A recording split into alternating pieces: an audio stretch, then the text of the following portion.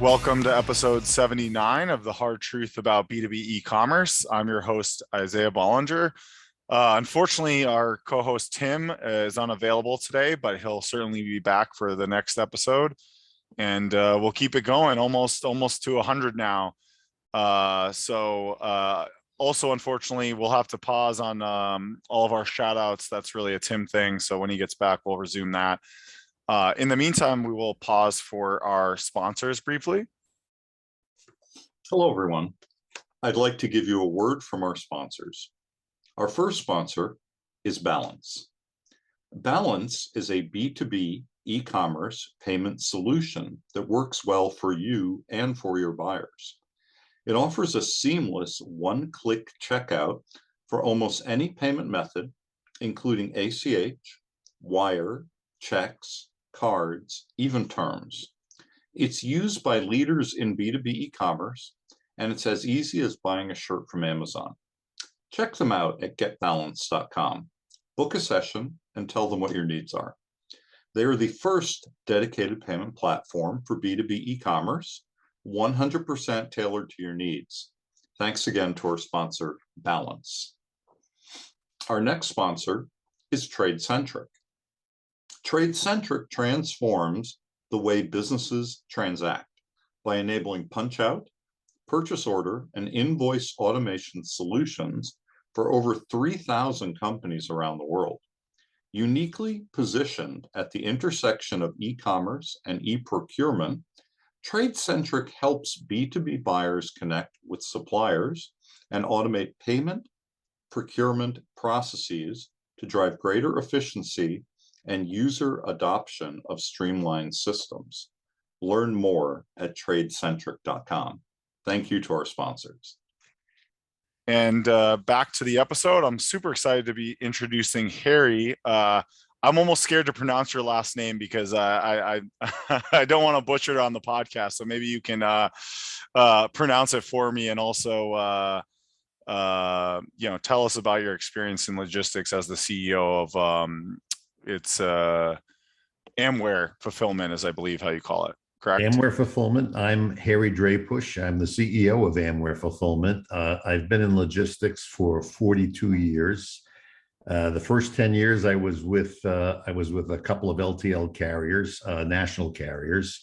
Everything Mind was naming any of those? Are these FedEx, UPS kind of things? No, sure. Both of them are actually not here anymore. I was with Okay. Smith's Transfer, which was owned by ARA in the 80s. And then the back end of the 80s, I was with Conway, Eastern Express, and all the Conway companies, merged and ultimately became one company. Gotcha. Okay. So those were the years pre-internet days. This is the pre-internet days and pre-internet days and post-regulation. Transportation was heavily regulated until 1980. So those first 10 years of deregulation were like the Wild West. Nobody knew. Interesting. Yeah, it was an interesting time to operate. And then I spent the next 15 years in warehousing, B2B warehousing, big box retailers, industrial. And then the past 7 years, I've been with Amware Fulfillment, and we are we're omni-channel. So most of our business is B2C, but a good portion of it is also B2B, right? As we're shipping to big box retailers, and we have some legacy in industrial accounts. So we have our toe in that water as well. And we talked about how many of these B2C orders might actually be small B2B orders, right? Because it's hard to track that because, like I said earlier before the podcast, my wife orders at home and it's a lot for the business, and it's all going to be classified as her as a consumer, but really it's her buying for her small business because she doesn't necessarily have a business account with some of these things, So I assume some of that's happening. And have you, I guess, just to stay on that topic, have you noticed that? I think you mentioned that before the podcast. Are you noticing that as kind of a trend of all this work from home, small business people just kind of ordering to their homes, and it's almost hard to differentiate B2B and B2C? And It is a growing trend. Work from home. Obviously, the pandemic really accelerated that. Yeah. And we found we haven't gone back for many people. We've allowed them to continue to work from home for various reasons, right? It's a tough labor market. It's a perk, right? You don't have the commuting Yeah, time and you make cost. everyone come to the office and everyone quits. It's a pretty risky, And decision, and when you work from an office, you limit your available labor pool and talent. You can't get the best talent because Oh no, yeah. two-income families, people don't want to relocate. So you're forced to look for labor where you have an office or an operation, and we don't do that. Yeah, I We mean, have people working virtually. We found obviously our travel costs have gone down, but believe it or not, productivity for people working at home is actually higher. yeah. I think it's all about just having a good culture and a bit system accountability. Luckily, our business model is very easy to do that because we're like a services kind of hourly tracking model. So if someone's either not tracking their hours or the hours that they're doing aren't efficient, it's pretty easy for us to tell. But we actually went remote way before the pandemic. But yeah, to your point, and the reason we did that is because our main office is in Boston. It's just like so expensive to hire here that we'd have to charge like double our hourly rate. No, It's an exaggeration, but it would have just been impossible to get this type of talent that we needed at the prices we needed to get them. So yeah, yes, it's talent availability and it's the cost to secure and keep that talent if you're in a big yeah. city. Yeah, especially a tech city like Boston, right? Because there's just so many very high paying competitors that are not competitors just in the tech industry, right? They're not competitors, but they have almost unlimited budgets relative to us as a small business. So tell us about Amware a little bit. You guys do fulfillment.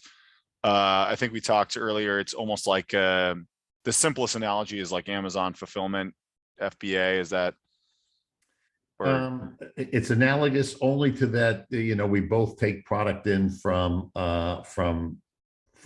retailers, e-tailers, manufacturers, if you will. The difference in the model is each of my customers has a very customized solution. In other words, there isn't one size fits all. This is the way your product has to come into me. This is the way it needs to be labeled. We sit down with every customer individually and ask them, what is it you're trying to accomplish? How do you want to accomplish it? And ostensibly for my customers, they want that final opening of the box to be a wow experience. They want, right? They're a lot of cosmetics, a lot of nutraceuticals, gotcha. generally command a little bit of a premium, so they don't want the items look like they were thrown in a box with an airbag or some Almost like the Apple box experience. I think Apple obviously does a really good job with this. That their packaging and the unboxing is probably one of the best in the industry. I think just consumer product goods, right? So that kind of, and just so I understand, is that something that you can't really do with an Amazon type fulfiller, with Amazon FBA, or if you want that level of customization or custom, like, I guess I don't know enough about the nuances there. So I'm trying to understand like why they wouldn't do that or why it wouldn't work.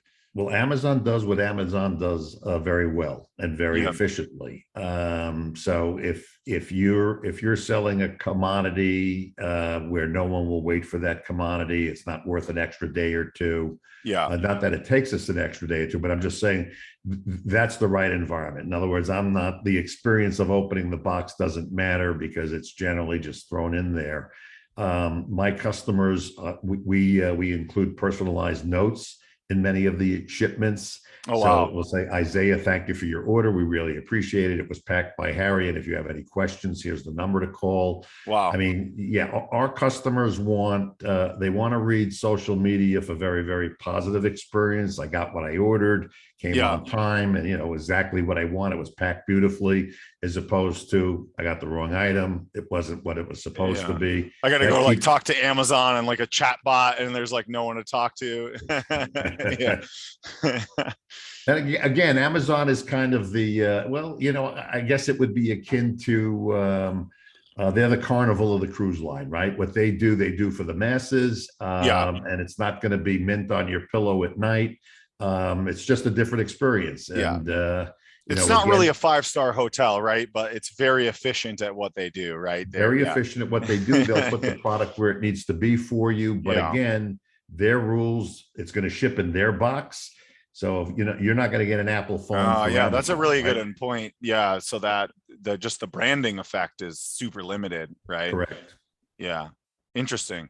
Yeah, I never really thought about that. I mean, I think that's why e-commerce is just such a complicated topic. A lot of our attention at Trellis gets on the front facing thing, and sometimes we underestimate the value of like after the order's been placed. But we do try and think about the entire funnel, right? That's why we did part of why we did this podcast. We saw in B2B a lot of the problems, like we have a lot of projects where we're like, the front end is the easy part. Designing the front end of the website, that's the easy part with these B2B companies. The hard part is your pricing is special, and you have these corporate account, like all these logistical kind of operational nuances that can get very difficult to put online. That's where we see. Yeah. So what's interesting about a third-party provider is that you as an e-tailer have a level of expectations that you have your customers expect, right? Whether it's the next same day shipping or your next day, whatever it may be. Yeah. You run a promotion or something, and all of a sudden your orders go from 1,000 a day to 5,000 a day. Now, just because you ran that promotion doesn't mean if I ordered it, I'm willing to wait 6 more days because you got busy. Yeah. So, right, part of the challenge that many of your listening group might have is, how do you handle the volatility? How do you run successful promos, whether it's a flash sale or whatever it may be? And to your point, that's the easy part, right? Hey, we'll 2 for 1, BOGO, whatever it may be. That's the easy part. Now, all of a sudden, I've got this mountain of orders. How do I do this? How do I process this? So let's talk about that. Same level.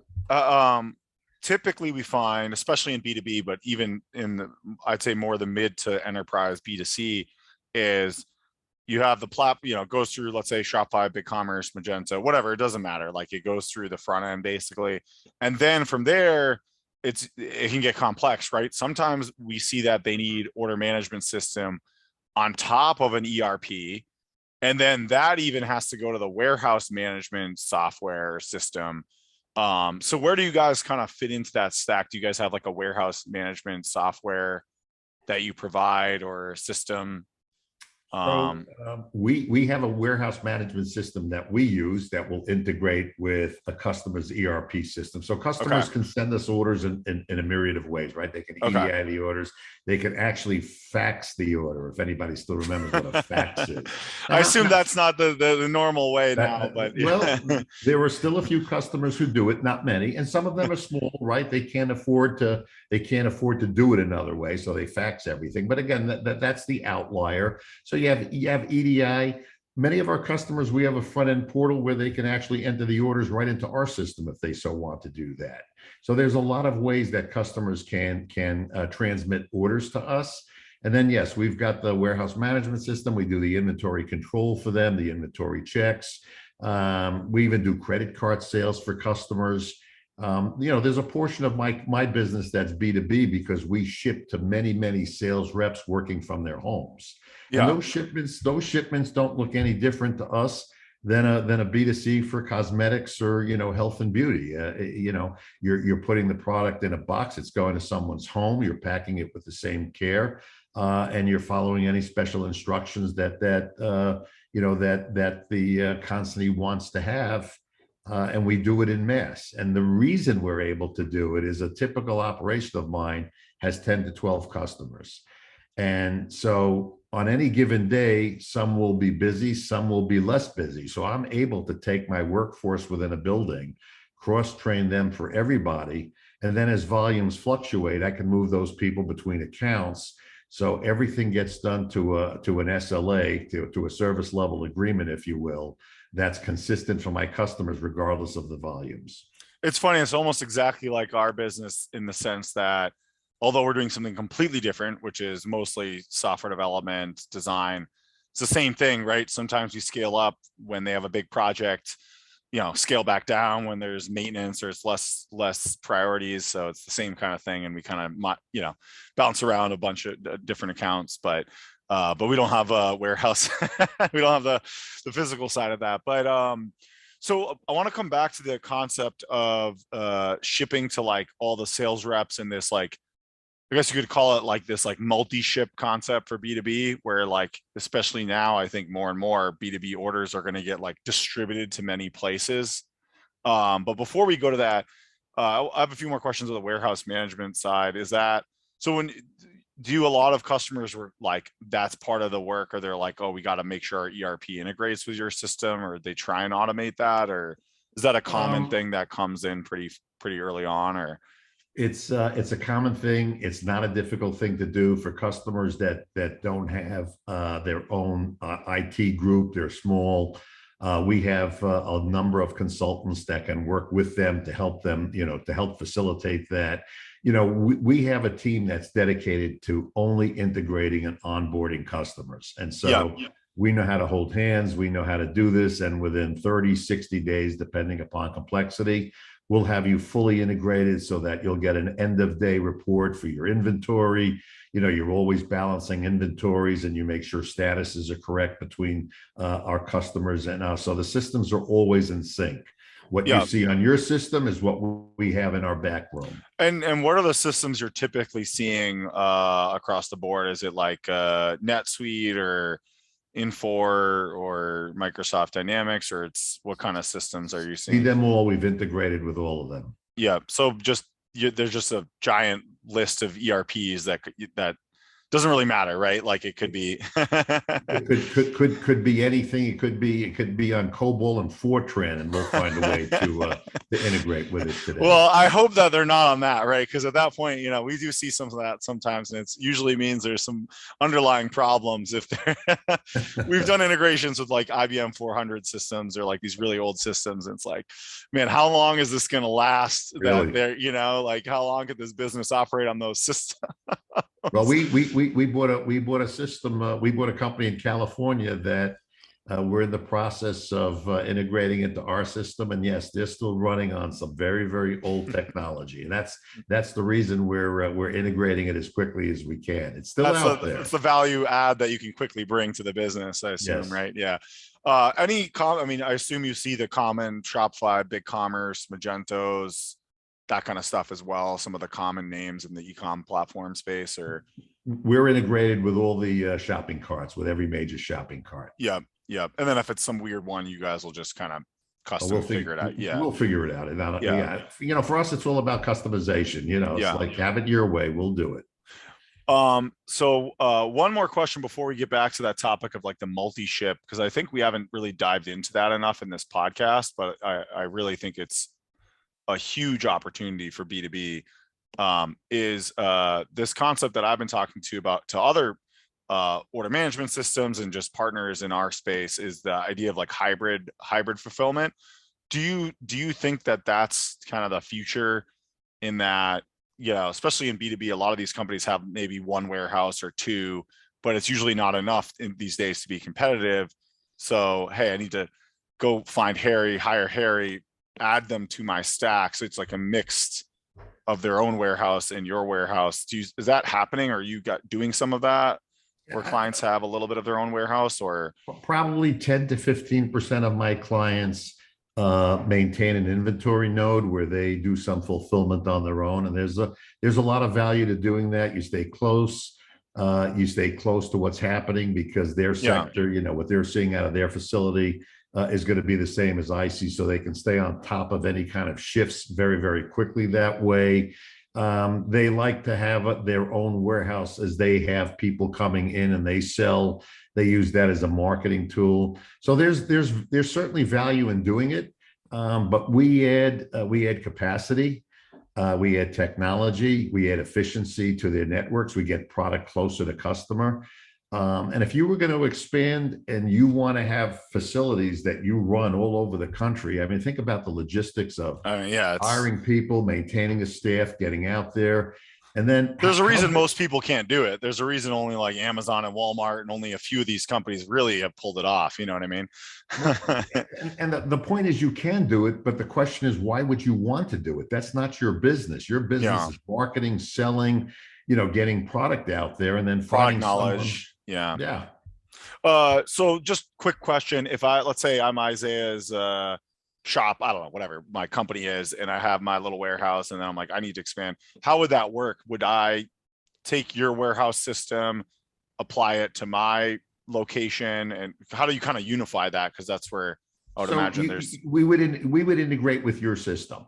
So you would continue to place orders through your system. You would take, however you get orders today, if it came through a shopping cart, that shopping cart could divert the orders. All the orders could come into me and I could divert the orders. I mean, there's many, many ways that you can handle the integration so that you're comfortable and keep your costs down.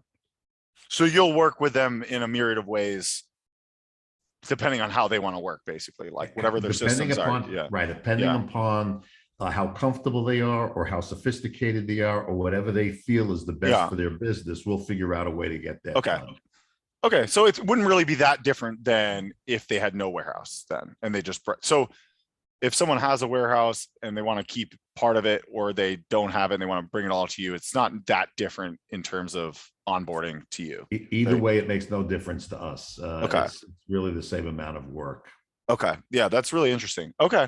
So let's go back to that multi-ship concept. I feel like that needs a word. It's like, so especially I think as just business becomes more from home, right? I mean, who knows? It's still so early, right? We're only like a few years into this, let's call it new cycle. I definitely see, and it also could apply to like construction sites.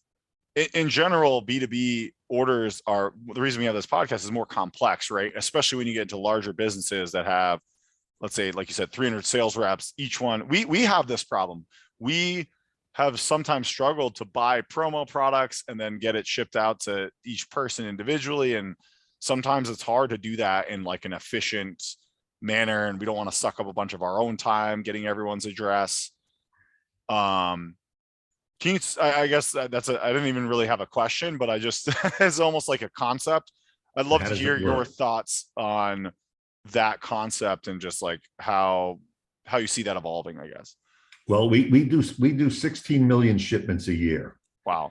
Right. So we know how to ship product to all parts of the world, if you will. And so when you're shipping B2B and you're shipping to sales reps, for us, it doesn't look any different than, again, shipping to anybody else's home. So we know how to do it. We've got a database of all your customers, or you can transmit that information on a one-time basis. Each time, maybe you have different customers. It can work any way that's convenient and the way your business works. One of the nice things about a company like Amware is because we ship 16 million shipments, we've got arrangements and we've got buying power with parcel carriers, right? That you won't have. And so you'll be able to not only get the best service, but you'll be able to get the best price and the best savings over doing it yourself internally, because you're riding on our meter, and our meter is about 16 million shipments. You may be doing, 5,000 shipments a month, 60,000 shipments a year, but you can have the buying power of my company. Yeah. Gotcha. Cool. So where I think it could get interesting is if you start to think about this from both the front end all the way to the back end, right? You give the clients the portal.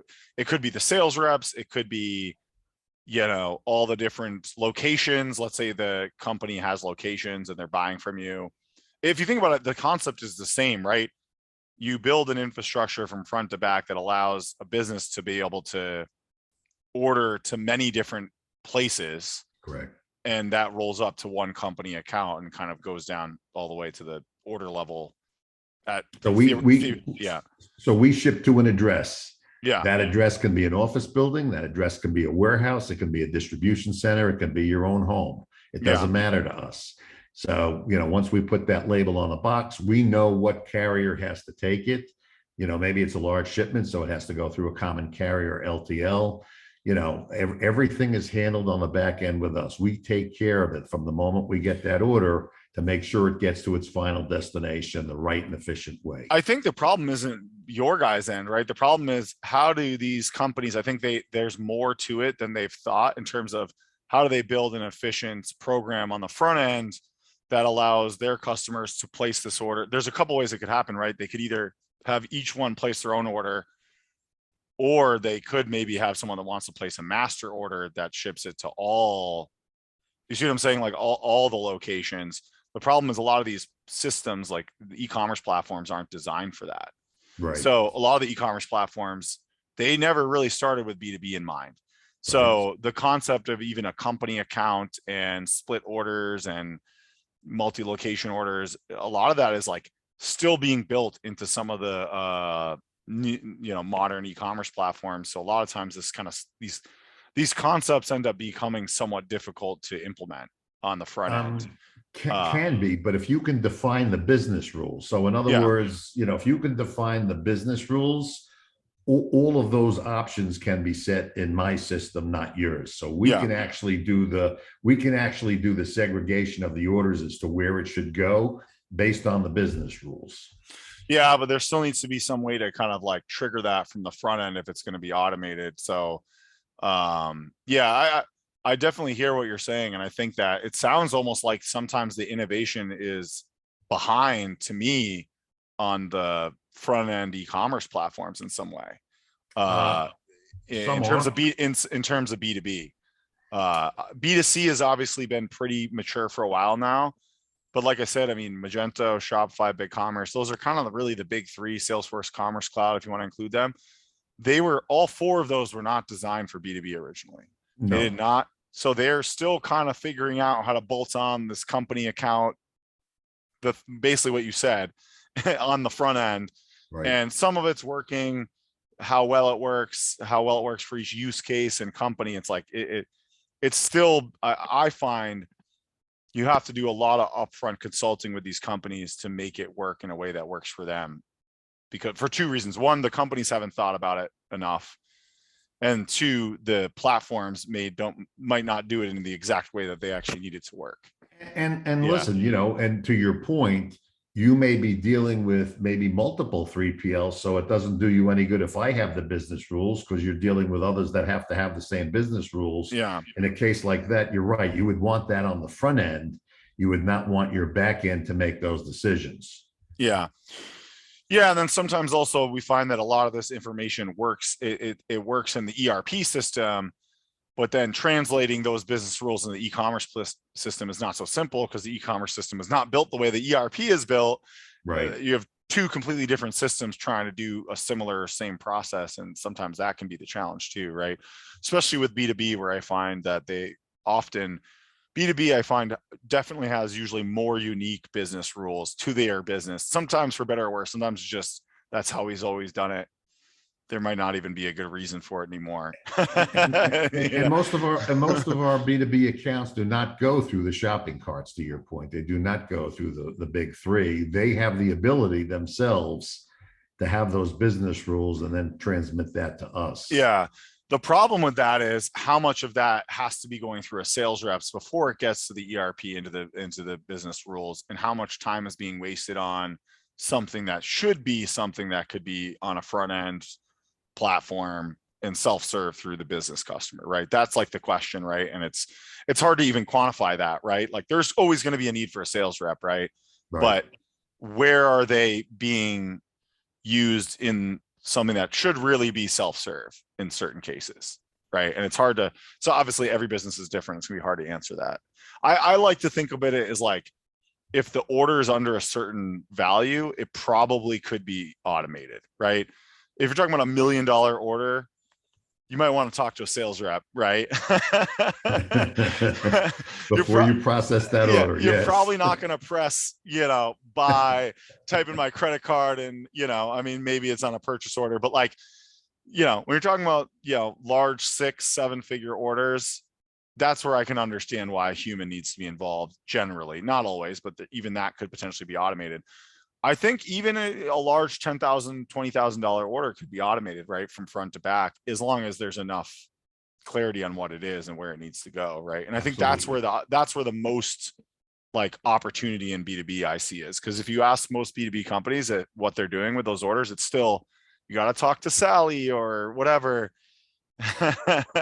Okay, so they're not letting customers place those orders directly. Well, some of them are. It's that when you actually ask them why they're not placing it online, it's like, oh, well, the pricing it isn't right, because maybe they have one-to-one pricing from their ERP, but it's not in the e-commerce system, Okay, or you can't do the multi-ship thing. There's something that it can't do that they end up requiring talking to a sales rep, or they don't feel comfortable placing the order online. It's mostly about making them feel comfortable, right? right. And why is it that they don't feel comfortable placing, you know, $5, $10, $20,000, especially if it's a repeat customer? Let's say I've been a business customer for 5 years. I should be comfortable enough to place an online order with you, right? I would think so. Maybe not the $1 million order, but a 10,000. So some of it I think is cultural. They just don't care enough to invest in it. And then I think some of it is the investment isn't so simple, because it's like front ends, middleware, you know, you have these intermediate systems that then need to go all the way to you, right? Or Right. something like you. And that full chain from front to back, it's not just in, you know, get a subscription to Shopify and put my products online, and that it's usually just way more complex than that, right? And then listen, every opportunity to talk to a customer, especially a big customer, to have a human interaction, as opposed to you've got customers that are large and just ordering online, it becomes a little sterile. Are they easy to lose, if something happens? But when you have that human interaction, you have an opportunity to ask questions, even while you're buying. Will you continue to buy? I mean, you can get a lot of information that you couldn't get in just an automated environment by having that. But to your point, some of that just might be cultural. It might be we've always done it this way, and we're kind of a little reticent to not do it this way. We see that. Yeah, and I think that is a excuse that people use, what you just said, that I think is short-sighted, in that that's fine. I'm not saying don't call your customers and talk to your customers. What I'm saying is figure out how to automate things that probably some of these customers want to be able to do themselves, because maybe they want to place an order at midnight on the website, see their tracking information, see the things that you would see on Amazon, but on, Joe's B2B website. And then the sales rep can still see the orders. They can still see the accounts data and say, oh, this guy placed 10 orders on the website last week. Let me call him and see if he wants more. Or maybe I can help. Like, you can still, I see it as automate the simplicity parts, the things that don't make sense to pay a 6-figure sales rep. Most happy salespeople want to make a lot of money, which means if they want to make a lot of money, they're costing you a lot of money. And if they're just processing basic orders, is that really the best use of their time? Yeah, right? I couldn't agree more. If you've got a highly compensated sales force that's doing nothing but taking orders, I think to the extent it can be automated, it should be automated. But I think what you need to make sure that you build in is, if someone does have a question, they don't have to go through 13 prompts and a whole bunch of automated voice interactions. Oh yeah. Get a live voice. I'm definitely not recommending that, and I think you still, if you're B2B, you should still have your phone number very on the product page, on the cat, you should be able to call up and get to someone really easily if you're a B2B business.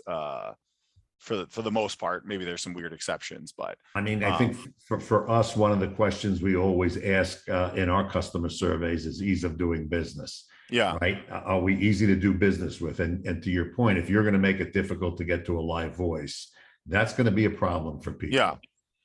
Yeah. And if it's also that I can only place orders from 9 to 5, that's also kind of a problem too, right? Well, maybe I want to place an order at midnight because sometimes people work weird hours, and and you don't want to staff it for 14 hours where the orders are not as high as during the day. To your point, listen, in my business, we are now on a huge push for automation, and the reason for that is the labor market is. I've never seen a labor market like this in 42 years of my career. This is the most difficult, toughest labor market that you've got. And so for us to increase capacity and efficiency, I don't want to have to keep hiring people and people and people, because you just run out of space to put people in a warehouse, for instance, to have people work. I really would like to run my building 24 hours, and automation will help me do that, expand my hours without, having a linear expansion of labor as well. And I can get efficient. I can create more productivity, and I can do more with less. How do you do that? Is that with machines? Is it with software? Is it with integrations? I mean, just sorry, I know this is it's probably not an easy question to answer, but No, the answer is yes. It's all of the above. Yeah. So listen, we are now, we're in the process of implementing robotics. They don't pick, but what robotics, so in a warehouse, for instance, in the back end, 50% of the cost inside of a warehouse for people is travel, walking to and from locations. Wow. We're going to have robots do the walking, and we're going to keep people in one place, so they don't have to walk back and forth. Yeah. Right. So the literally the robot will bring you, you can stay in your station and they'll bring you the stuff and bring it back. When we do inventory checks, we have to get a man or a woman and a machine, drive in the warehouse, go up, pick up a product. We're implementing drone technology now to where that drone is automated. We tell it what location we want it to fly to, take a picture of, and we immediately see what's in that location. We can do a count that way. So things like that. Pick to light technology, where lights light up in a location with a number that tells you pick two of these, instead of having to read a screen or whatever it may be, where there's the simpler prompts, just easier things. Yeah.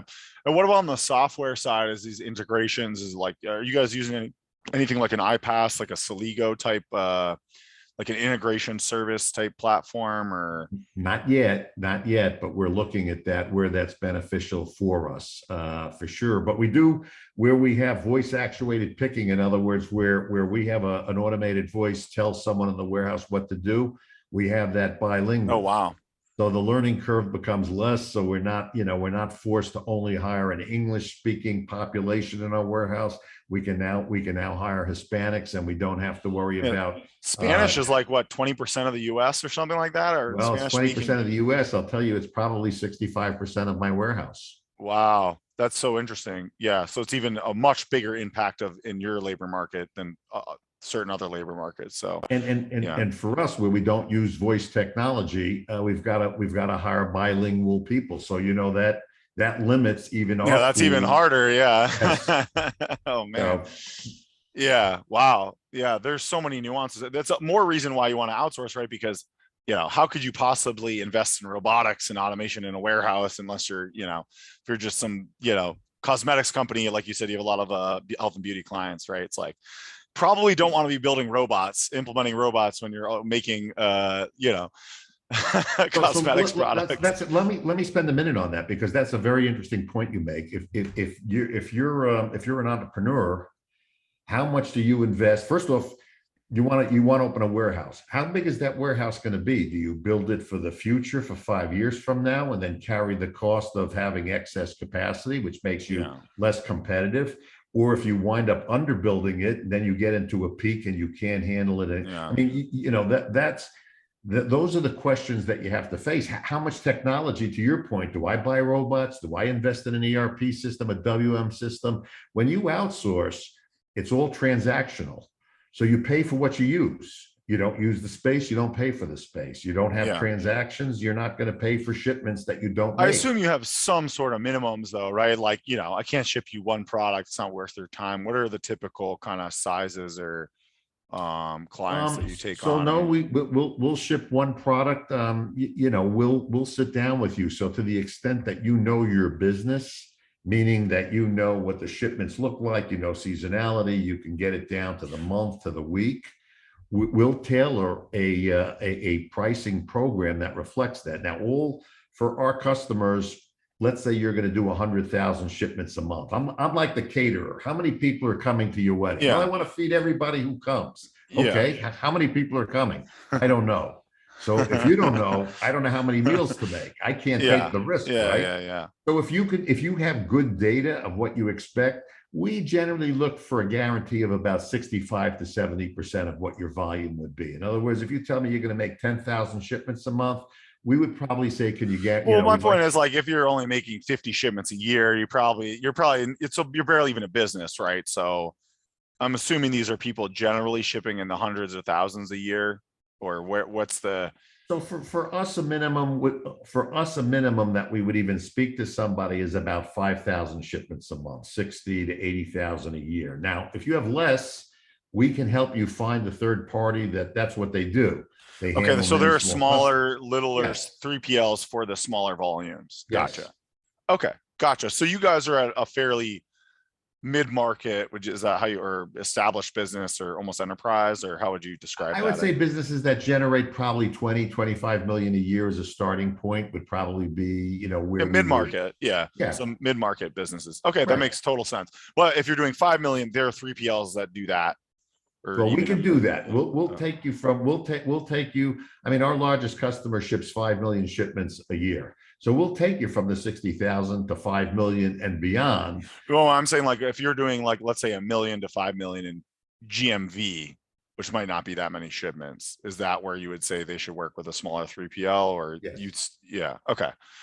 Yeah, I'm just thinking about like because you have a lot of people on the lower spectrum of like the Shopify world, and but but to your point, there's still a place for them to outsource, whether it's Absolutely. you or yeah, those even makes less sense for them to ever buy a warehouse or build their own Oh, warehouse. I mean, unless it's their own garage, I could say like, if you're just starting out, you could probably, ship out of your garage for the first year or something like that. I mean, and interesting, years ago, we took many entrepreneurs from their garage to their first, they're too Yeah, big for their they garage. outgrew the garage. You were the next step after the garage. we Yeah. we found back then that it was just too costly for the entrepreneur to deal with someone like us, because they're still growing. They still don't have critical mass. They don't really have an IT group.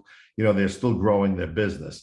I would say when they start to get to having about 50,000, 60,000 shipments a year, then they're resourced properly internally. They recognize their own growth rate. They've staffed for that. I think that's the perfect customer to transition into a company like Amware. Gotcha. Interesting. So we still have some time left. I want to talk, you have a really deep background in logistics.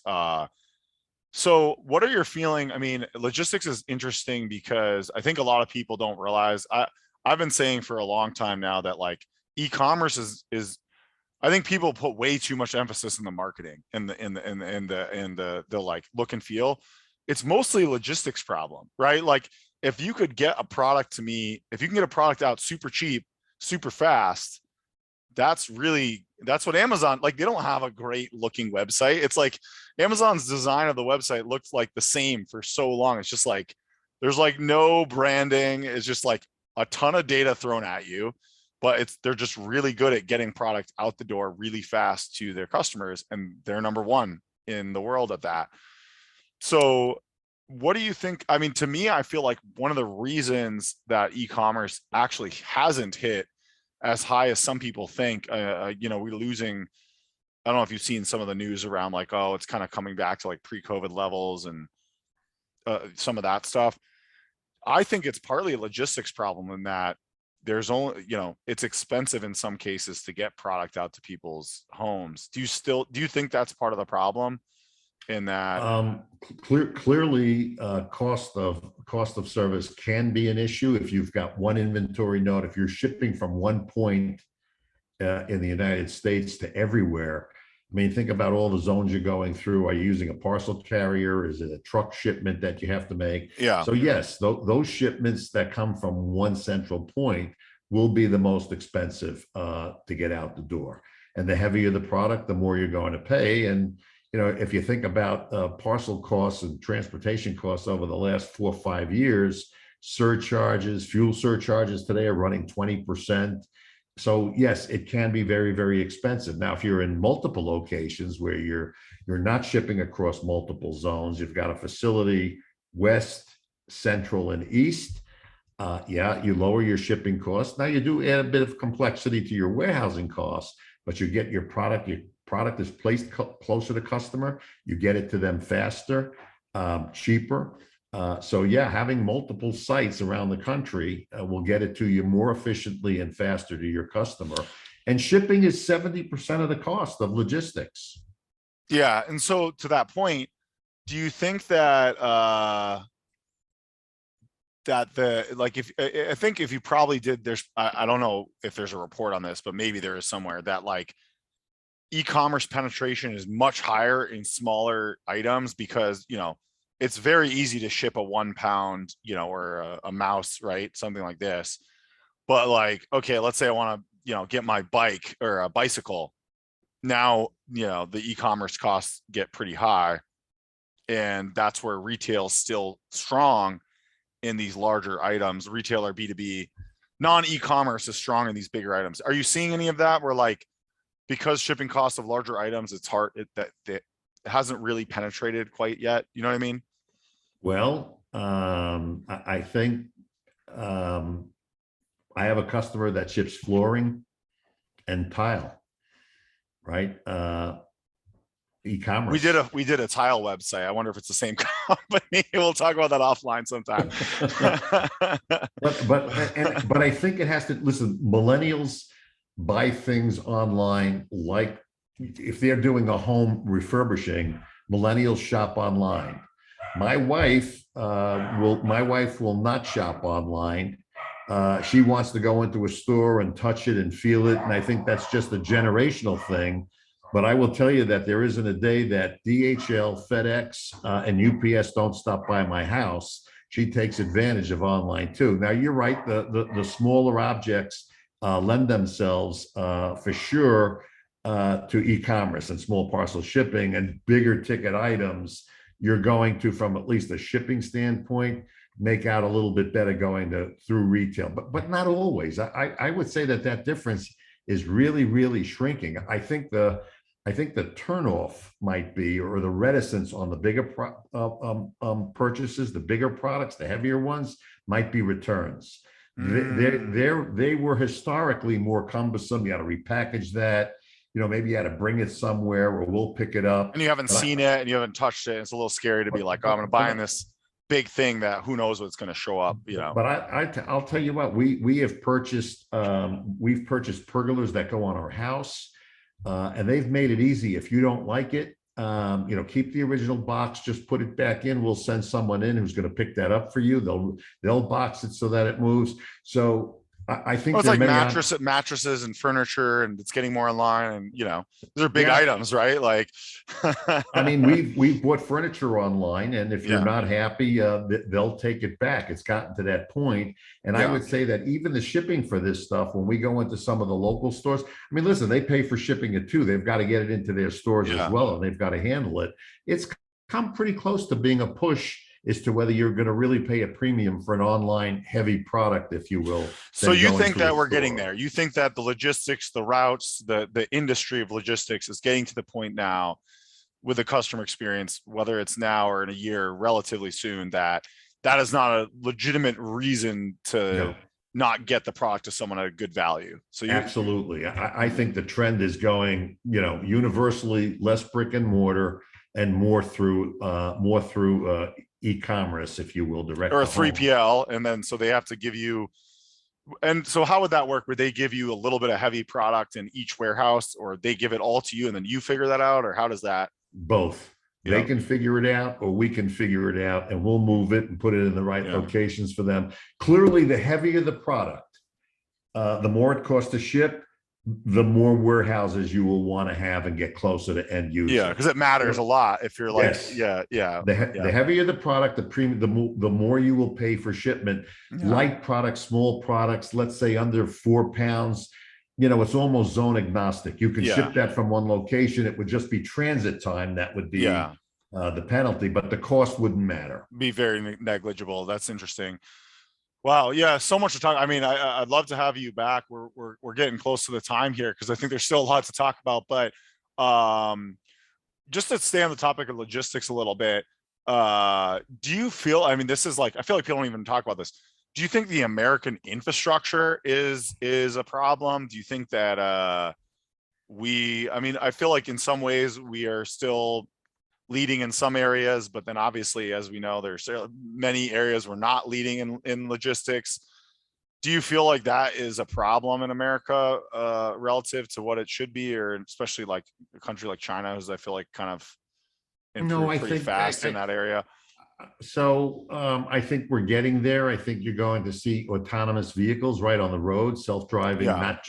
not just your Uber, not just your small cars, your Waymos. I think we're getting to the point where we're going to see truckers and self-guided vehicles. I think and they're autonomous. testing it, right? They're kind of Right. in the very early, Right. they're in like beta stage, right? Yes. Like, yeah.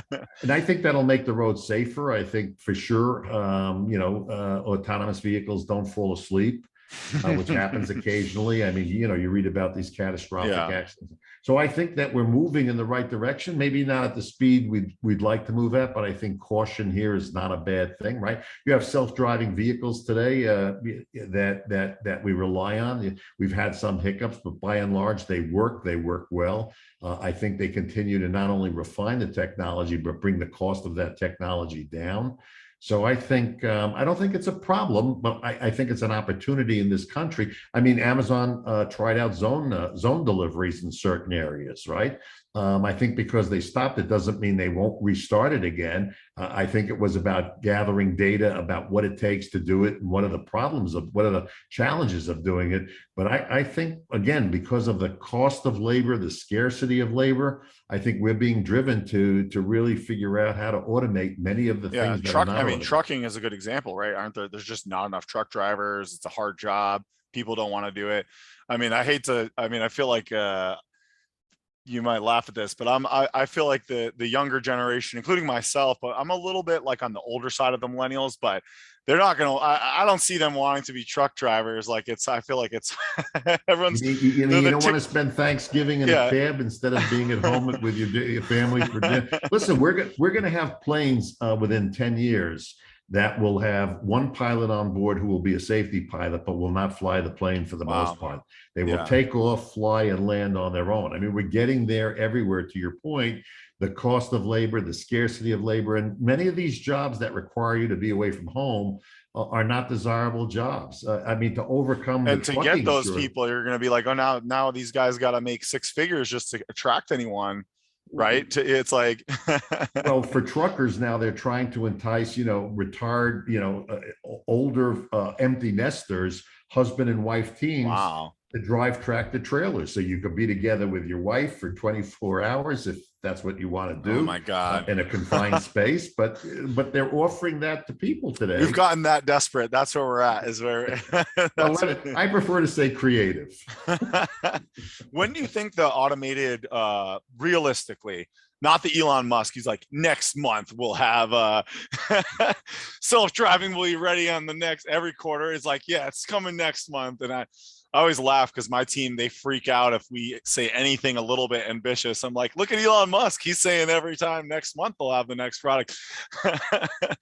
Sometimes my team likes to be more conservative so the client doesn't get upset, but with deadlines. What do you think is a realistic, even just for like some of this to be out there in the wild in a commercial fashion where it's no longer beta? Maybe I could see it being restricted to like certain states, or I think Arizona, like these like flat states. Boston will be like the last place that figure it out. It's like well, we have to get the Boston drivers in line, then we'll put automated vehicles there. Seriously, I think within 10 years you will see a proliferation of technology on the roads and automation in virtually everything that we do. I mean, if you think about the change of pace today compared to the pace of change 20 years ago. Yeah. I mean, what you buy today is outdated in a year. I know. Right? There's new technology, whether it's the headphones you're wearing today, in 6-9 months, that's going to be old technology. And I think that's just the pace of change. I think we're getting there rapidly because we have the ability to get there rapidly, and because the dynamics of the marketplace, the labor shortage and whatnot, is driving it. It's like a perfect storm. The tech's getting better and the labor is getting more expensive. So it's like, it was already happening and it's just speeding it up, because you're like, well, if I can't even get a truck driver, like what's our alternative, right? Like Amazon's probably going to hit a wall with the labor. I read something, I think that I don't even think they can, like, they're going to hit a wall with like the people they can get, right? Because they have more people quitting than joining. Right. Because they have so many people and like some of the conditions aren't so great that they've hit that point where it's like almost harder to attract versus people quit. No, And and listen, robots don't talk back and get tired and call in sick. But listen, 10 years ago, did you really think you'd see the number of battery operated cars on the road today? yeah, I mean, I definitely would say Tesla, that was impressive. Like that I remember, I think it was someone like in my, family member that was like, oh man, I'm selling my Tesla stock. And I was like, I don't think you should do that. They were stagnant for a little while in the stock, but they hit that tipping point where all of a sudden people are like, wow, they really took over the electric market to an Listen, extent. this may come as a shocker to you as being an older millennial, but when I started working 40 years ago, there were no computers on every desk. I mean, Bill Gates Yeah. was a visionary when he said, hey, we're going to have a computer on every desk. I Yeah. mean, my kids, when I tell them I started out, there were no computers, they looked at me and says, well, how'd you do things? I mean, what do you mean? Seriously. Well, I do remember, before Google Maps, it was hard to get around, like it people got lost. You have to ask for directions. You have to read like the map quest. That's not easy to follow. Like it was harder to get around. I mean, obviously you couldn't have Uber and these things like that, right? So, yeah, I mean, I was lucky where I was kind of like grew up in the transition of it all. So I saw like, I mean, I was there, I was using the internet, but it wasn't like commonly in every piece of the industry, right? Until I got a little bit older, I right? mean, So, let's yeah. go back to your comment about maps. So maps are not only telling you about the shortest way to get somewhere, they reroute you when there's traffic. Think Yeah. about that. Yeah. I Which mean, is impossible. You can almost never beat the GPS. Sometimes you can, if there's like a construction, you have some weird secret, but it's pretty hard to beat the GPS I from my mean, experience. everybody's car is talking to a piece of software somewhere that Yeah. calculates this and tells you how to do it. I mean, I'm a private pilot. I will tell you that GPS has revolutionized flying and has allowed the ability for planes to fly without pilots today.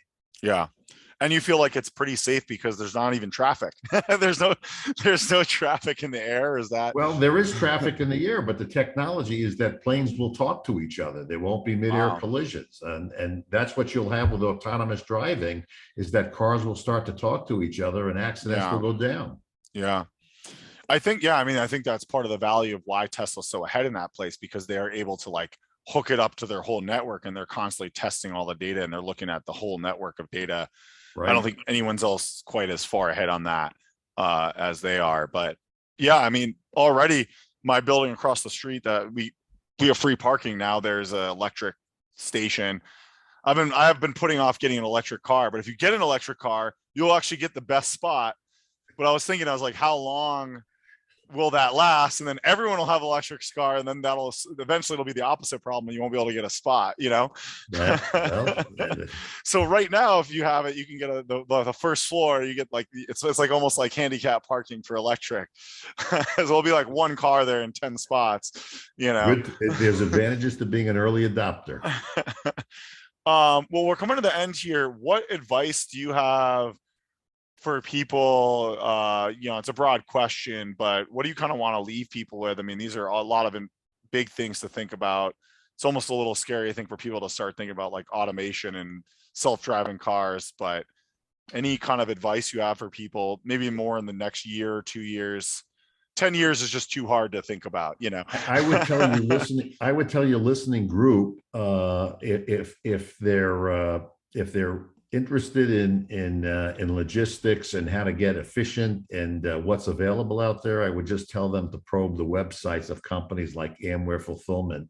We have a plethora, if I can use that word, of information that's beneficial, case studies that they may relate to about what other companies have done in their position. It's just from the ease of your chair, you can just gain a lot of specific knowledge without having to query the internet. You can go right to a 3PL, see what they're doing, see what their customers are doing, who's actually using a 3PL. Just the fact that others in your group are using a 3PL might give you some comfort level that, hey, this is working out for these people. They're telling us why. Let me pick up the phone and talk to someone at an Amware. Can you help me? Can you could be guide me? major disadvantage where if they're not doing a 3PL and they don't realize that their competitors are using you and they're getting the product out for half the price and half the time, and and in nice packages, not in the Amazon boxes. So it sounds like it's something they should absolutely be exploring. So logistics can run 10% of your budget, right? Yeah. If you can cut that down to 8, 7, 6, that's money in your pocket. And if you can do that with speed, you're getting a competitive advantage and a good value with the branding and the packaging. And then you repurpose that money into marketing, user experience, right? Or whatever, or like you said, or it's actually profit. A lot of these companies run at a loss, the ones that with the funding and whatnot. But right. Yeah. So how and people can just reach out to you directly on LinkedIn or email, or what's the best way for them to I'm on contact LinkedIn, Harry Drajpuch. It's hard, Drajpuch, but AmwareLogistics.com, AmwareFulfillment.com.